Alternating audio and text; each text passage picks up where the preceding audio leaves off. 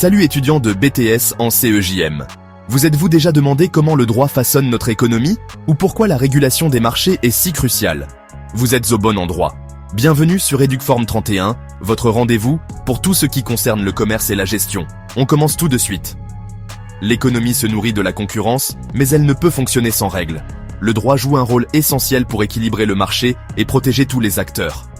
Alors, pourquoi réguler le marché?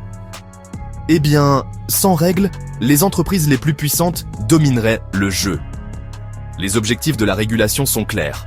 Empêcher les monopoles en évitant une concentration excessive du pouvoir économique, garantir une concurrence loyale en luttant contre la fraude et les pratiques abusives, et protéger les consommateurs en assurant des prix justes et une variété de choix.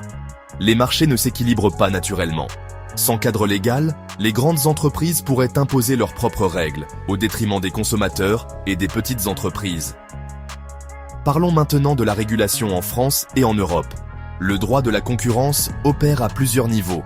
En France, la liberté du commerce et de l'industrie existe depuis 1791 grâce au décret d'Allard. Au niveau européen, la Commission européenne veille au maintien d'un marché unique.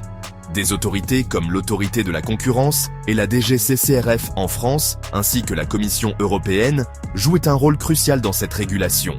La régulation s'applique au niveau national et européen. En France, la liberté du commerce existe depuis 1791, mais elle nécessite des règles strictes pour éviter les abus.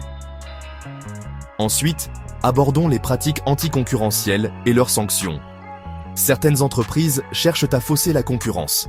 Par exemple, via des ententes illégales pour fixer les prix ou en abusant de leur position dominante pour bloquer l'arrivée de nouveaux concurrents, ou encore par le biais de la concurrence déloyale, comme la copie, le parasitisme ou la diffamation. La loi intervient pour sanctionner les entreprises qui cherchent à contrôler le marché de manière abusive, que ce soit par le biais d'ententes, de monopoles illégitimes ou de pratiques déloyales. Mais la régulation ne se limite pas à prévenir les abus. Elle protège aussi les entreprises et l'innovation, des brevets et des marques qui protègent les inventions et les noms commerciaux, aux sanctions contre la contrefaçon, en passant par l'encouragement du développement économique par la recherche et l'innovation. La régulation garantit une concurrence équitable et favorise l'innovation en protégeant les créations des entreprises.